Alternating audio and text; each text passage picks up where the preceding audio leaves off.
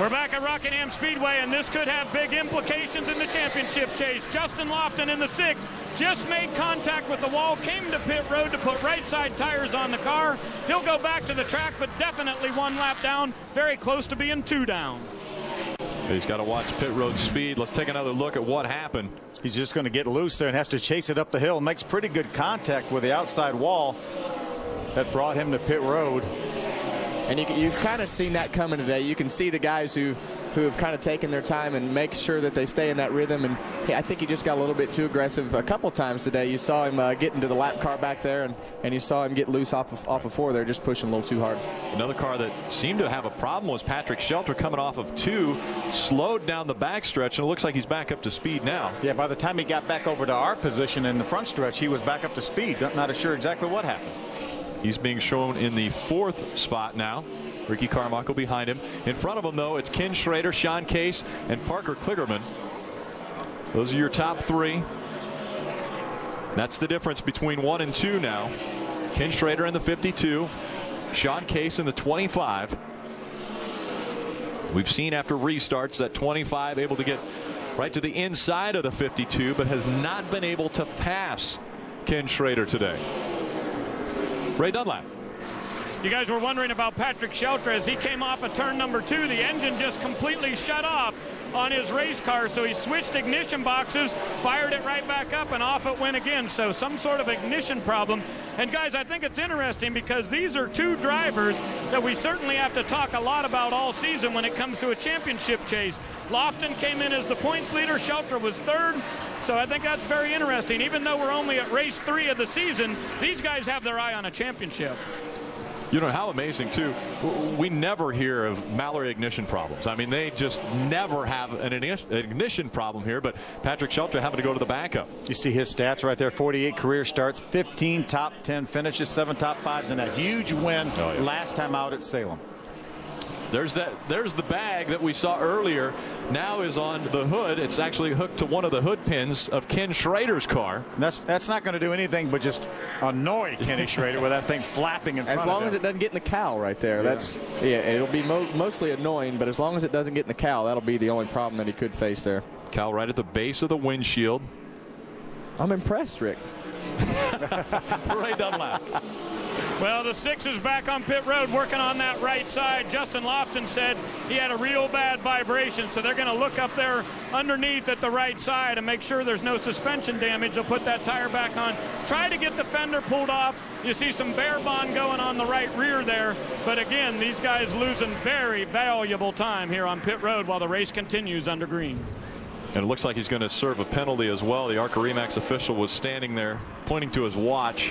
Yeah, he's had enough of a penalty here in this race.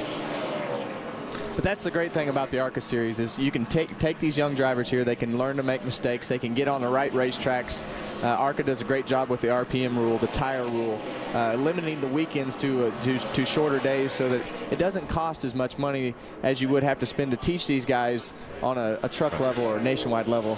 And that's the great part about ARCA is you can make these mistakes and really learn from them. A great learning series, a stepping stone for quite a few drivers to make their way up into the top 3 series of NASCAR and stock car racing. There's a guy right there, the running second, Sean Case, would love to get something in one of the series. We mentioned earlier he ran a handful of races last year for Shige Hattori, which was in conjunction with Germain Racing. They were very, very high on Sean, but unfortunately we're not able to put anything together sponsorship-wise to run Sean, so he hooked up with the Venturinis here running this car, doing a great job running second right now, trying to get his first career ARCA RE/MAX victory. Kind of a where's Waldo right now. We're following where the bag has gone. It came onto the racetrack we thought about in turn 1, then it hooked to the hood pin of Ken Schrader. Now it's come off and it's back in turn 1, but up in the catch fence. A lot of traffic now for our leader, Ken Schrader. That's Tom Hessert, the 1 car right in front of Kenny Schrader. He's the last car on the lead lap right now. He's running 16th. You would love to see a caution flag before Kenny gets to him to try to stay on that lead lap. You can see the 8 car too, who hit the wall earlier. The side skirts hanging off of that car. You know, we just keep an eye on that. But this is the point in the race where you want the caution to come out at 50 more laps to go, and you're about 16 laps away from that. So you're waiting for the caution flag to come out a little bit early, and then you'll really see who's got a good car if we come, because everybody will have to pit. So we'll see when the caution flies here. Yep, you were talking about that skirt, side skirt on the 8, just on the right side. As Ray mentioned earlier, we'll see Brian next week at Kansas running the 51 truck for Billy Ballouth, the one that Kyle Busch normally drives. And he'll do a great job. I think obviously Billy's got a great team, and Kyle does really good in those trucks every week, and he did a great job at the shootout, and I think they had a wreck there at the end. But this is great for those guys, and like I say, he'll be great for this series and the truck series as well. Yeah, I think they're going to run about 8 ARCA RE/MAX races this year with that team, and this is the first outing for them. Well, we talked about that bag that was on the hood pin of Ken Schrader. Now, here's where we first really saw it. It was blowing right by the 15, and that then put it in turn number 1. Well, after a while, it got onto the hood pin of the 52 of Ken Schrader and rode quite a few laps there. Those are the tailpipes coming off of that 8 car, guys. They need to make sure they look at that, because the tailpipes are about to fall off of the 8. That's where you see the bag now on the catch fence. But we're talking about that 8 of Brian Eicher. Again, Ken Schrader's making his way, but if we get a shot of the, call it the passenger side, or the right side of this race car, looks like his tailpipes, as you mentioned, Kevin, are about to come off that car. That would that'd be a dangerous deal there. If it doesn't blow his right rear tire out, there's no telling what that shrapnel could do to somebody else and where it ends up. Exactly. So the ARCA RE/MAX officials, I'm sure, are looking at that right now. Looks like he may be pulling into the inside. They may have already radioed his crew to tell him to bring that car to pit road. Saw Parker Kligerman going by on the outside. Now Brian's going to stay on the racetrack right there. There's a good view of it.